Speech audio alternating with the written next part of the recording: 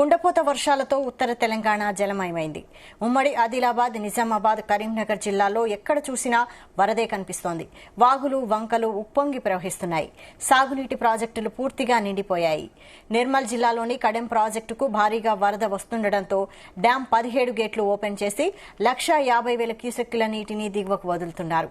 అటు ఎస్ఆర్ఎస్పీ ప్రాజెక్టులు 1,00,000 క్యూసెక్కులకు పైగా వరద వస్తోంది. ప్రవాహం ఇలాగే కొనసాగితే మరో 3 రోజుల్లో ఎస్ఆర్ఎస్పీ డ్యాం గేట్లు ఎత్తే అవకాశం ఉంది. ఇక ఆదిలాబాద్ జిల్లాలోని మిగతా ప్రాజెక్టులన్నీ నిండిపోయాయి. మరోవైపు తెలంగాణకు మరో 3 రోజులు భారీ వర్ష సూచన చేసింది వాతావరణ శాఖ. 6 జిల్లాలకు రెడ్ అలర్ట్, 14 జిల్లాలకు ఆరెంజ్ అలర్ట్ జారీ చేసింది. ఉత్తర తెలంగాణ మధ్యాహ్నం వరకు కుండపోతగా వర్షాలు పడ్డాయి. మధ్యాహ్నం తర్వాత వరుణుడు శాంతించాడు. రేపు ఉదయం వరకు ఉత్తర తెలంగాణలో భారీ వర్షాలు కురిసే అవకాశం లేదు. సాయంత్రానికి వికారాబాద్, నారాయణపేట్, వనపర్తి జిల్లాల్లో భారీ వర్షాలు కురుస్తాయి. అర్ధరాత్రికి భద్రాద్రి కొత్తగూడెం, ములుగు జిల్లాల్లో భారీ వర్షం కురిసే అవకాశం ఉంది.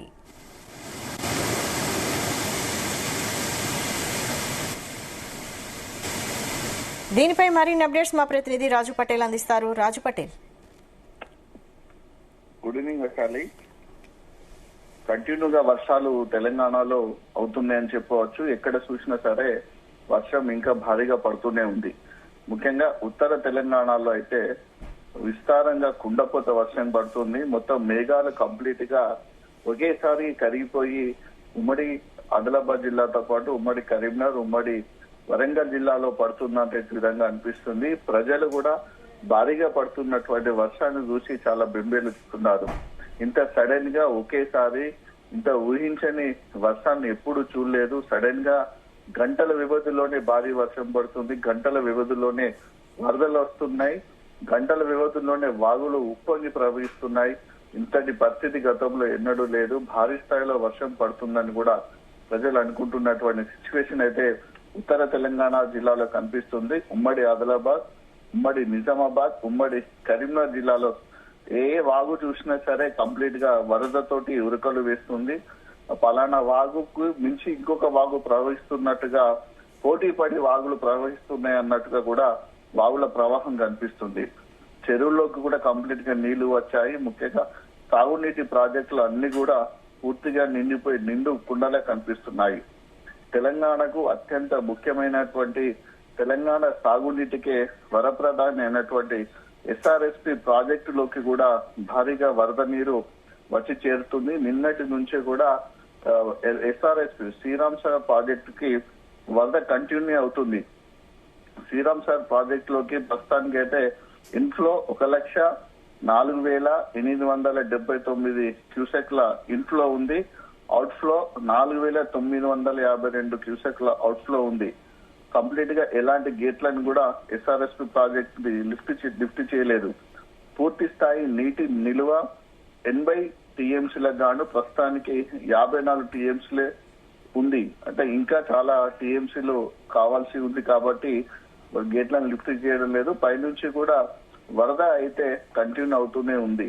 సో నిన్న మొన్నటి వరకు ఎల్లంపల్లి ప్రాజెక్టు పరిస్థితి, ఎల్లంపల్లి ప్రాజెక్టులోకి నీరు ఎలా వస్తుంది, ఆయకట్టుకు సాగునీరు ఎలా అందించాలనేటువంటి ఒక సందిగ్ధమైనటువంటి సిచ్యువేషన్ లో ఉన్నటువంటి ఇరిగేషన్ శాఖ అధికారులకు కానీ ఇటు ప్రభుత్వం కానీ ప్రస్తుతం శ్రీరామ్ సాగర్ ప్రాజెక్టు లోకి భారీగా వరద నీరు వచ్చడంతో చాలా సంతోషంగా ఉన్నారని చెప్పవచ్చు. మరొక 2-3 రోజుల పాటు ఇదే పరిస్థితి ఎస్ఆర్ఎస్పీ ప్రాజెక్టులోకి కంటిన్యూ అవకాశం అయ్యే దృష్ట్యా ఒక 2 రోజుల తర్వాత ఎస్ఆర్ఎస్పీ ప్రాజెక్టు గేట్లను కూడా లిఫ్ట్ చేసే అవకాశం ఉంది.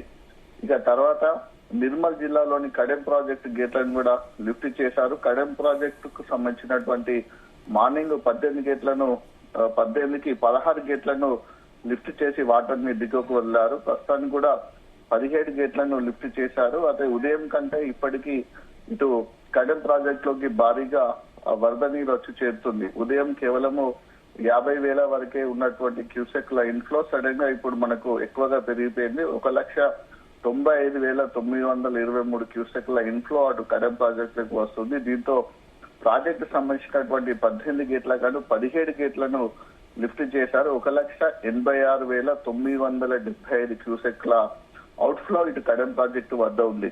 కడెం దిగువన ఎల్లంపల్లి ప్రాజెక్ట్ ఉంది. మన సీక్వెన్స్ కనుక చూసుకుంటే కడెం పైననేమో మనకు ఎస్ఆర్ఎస్ ప్రాజెక్ట్ ఉంటుంది, దాని తర్వాత కడెం ప్రాజెక్ట్ ఉంటుంది, కడెం ప్రాజెక్టు దిగువన ఎల్లంపల్లి ప్రాజెక్ట్ ఉంటుంది. ఇవన్నీ కూడా గోదావరి నది పరివాహక ప్రాంతానికి అనుసంధానంగా ఉంటాయి, గోదావరి పైనే ఉంటాయి. సో కడెం ప్రాజెక్ట్ గేట్లను లిఫ్ట్ చేయడంతో ఆ వరద అంతా కూడా, ఆ ప్రవాహం అంతా కూడా దాని దిగువన గోదావరి నదిపై ఉన్నటువంటి శ్రీపాద ఎల్లంపల్లి ప్రాజెక్ట్ లోకి వస్తుంది. ఎల్లంపల్లి ప్రాజెక్టు యొక్క 20 గేట్లను లిఫ్ట్ చేశారు.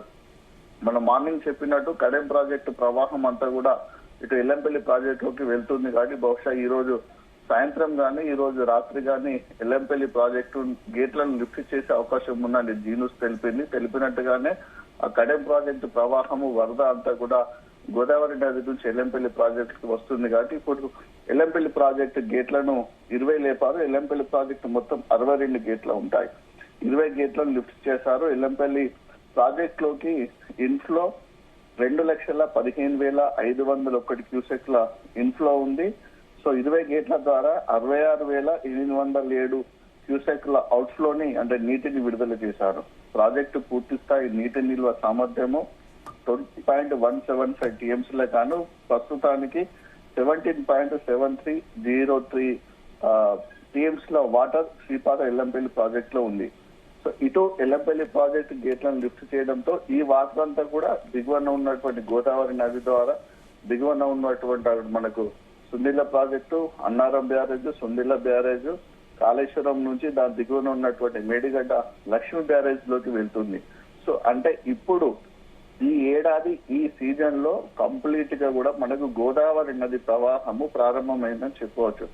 బాగర నుంచి కాళేశ్వరం నుంచి అటు భద్రాచలం వరకు గోదావరి నది ఉరుకలు వేస్తుంది, గోదావరి నది పరవలు తొక్కుతుంది. సో నిన్న మొన్నటి వరకు కూడా గోదావరి నది ప్రవాహం కేవలం కాళేశ్వరం నుంచి భద్రాచలం వరకే ఉండేది. కానీ ఇప్పుడు బాసర నుంచి మొదలై వయ కాళేశ్వరం మీదుగా భద్రాచలం వరకు గోదావరి నది ప్రవాహం కంటిన్యూ అవుతుంది.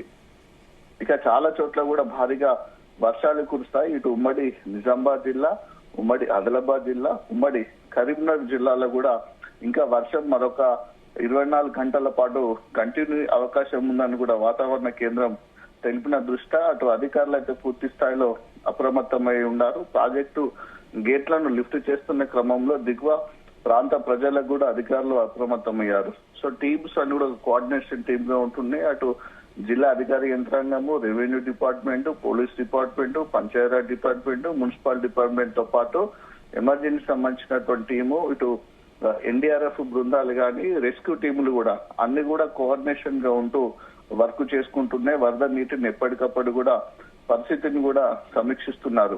కరీంనగర్ లోనైతే భారీగా వర్షాలు పడ్డాయని చెప్పవచ్చు. భారీ వర్షాల నేపథ్యంలో ప్రజలు రోడ్లపై, ఖాళీ స్థలాల వద్ద కూడా వర్షపు నీటిని నిల్వ ఉండకుండా చూడటానికి కూడా కరీంనగర్ జిల్లా కలెక్టర్ పమేల సత్పతి కూడా అధికారులను ఆదేశాలు జారీ చేయడం జరిగింది. ఇటు వరద నీరు నిలిచే అవకాశం ఉన్నటువంటి కరీంనగర్ జిల్లాలోని కట్టారాంపూర్ పరిధిలోని గౌతమ్ నగర్, అలుగునూరు చౌరస్తాలను కూడా అటు నగరపాలిక కమిషనర్ ప్రఫుల్ దేశాయ్, అటు డిఆర్ఎఫ్ డిజాస్టర్ రెస్పాన్స్ సిబ్బందితో కలిసి కూడా పరిశీలించారు. ఎక్కడికక్కడ డ్రైనేజ్ పైన కూడా కానీ మిగతా స్థలాల్లో కానీ వరద ఉండకుండా చూస్తున్నారు. మున్సిపల్, రెవెన్యూ, పోలీస్, R&B, విద్యుత్, పంచాయతీ శాఖ, ఇరిగేషన్ శాఖ అధికారులందరూ కూడా అప్రమత్తమైనటువంటి సిచ్యువేషన్ కనిపిస్తుంది. ఎప్పటికప్పుడు ఏ శాఖకు ఆ శాఖ కూడా వరద పరిస్థితిని కానీ ప్రభావిత ప్రాంతాల పరిస్థితిని కూడా ఏ డిపార్ట్మెంట్ కు ఆ డిపార్ట్మెంట్ కూడా కోఆర్డినేషన్ చేసుకుంటూ అనుసంధానం చేసుకుంటూ వర్క్ చేస్తున్నటువంటి సిచ్యువేషన్ అయితే కనిపిస్తుంది. సో అంటే ఈ సీజన్ లో మొదటిసారి ఇది అత్యంత భారీ వర్షం అని చెప్పవచ్చు. ఎందుకంటే ఇప్పటి వరకు కూడా ఈ ఉత్తర తెలంగాణ జిల్లాలో మొదటి నుంచి కూడా వర్షం పడ్డది, అడపదడప వర్షం పడ్డది, తేలికపాటి నుంచి మోస్తారు వర్షాలు పడ్డాయి. కానీ ఏదైతే విస్తారంగా కంటిన్యూగా భారీ వర్షం పడి వరదల ప్రవాహం రావాలి, వాగులు ఉప్పొంగి ప్రవహించాలనే సిచ్యువేషన్ కోసం చూస్తున్నట్టు పరిస్థితుల్లో ప్రస్తుతము ఉన్నటువంటి సిచ్యువేషన్స్ అయితే భారీగా వరద కంటిన్యూ అవుతుందని చెప్పవచ్చు. మరొక 2 రోజుల పాటు వర్షాలు ఉన్న నేపథ్యంలో ఇంకా చాలా లోతట్టు ప్రాంతాలు కూడా నీట మునిగే అవకాశం ఉంది. దానికి తగ్గట్టు కూడా ఎప్పటికప్పుడు అధికారులు చర్యలు తీసుకుంటున్నారు. ఇటు ఉమ్మడి ఆదిలాబాద్, ఉమ్మడి నిజామాబాద్, ఉమ్మడి కరీంనగర్ జిల్లాకు సంబంధించి ఏంటంటే ఇప్పుడు కురిసినటువంటి వర్షంతో ఇదివరకు ఏదైతే లోటు వర్షపాతం ఉందో ఆ లోటు వర్షపాతం కంప్లీట్ గా పోయి అధిక వర్షపాతం నమోదైందని చెప్పవచ్చు. సో అధికారులు కూడా అదే విషయం చెప్తున్నారు కాబట్టి ఇక భవిష్యత్తులో సాగునీటికి అయితే ఎలాంటి డోకా లేదని చాలా స్పష్టంగా చెప్పవచ్చు. Vaishali. Okay, thank you Raju Patel.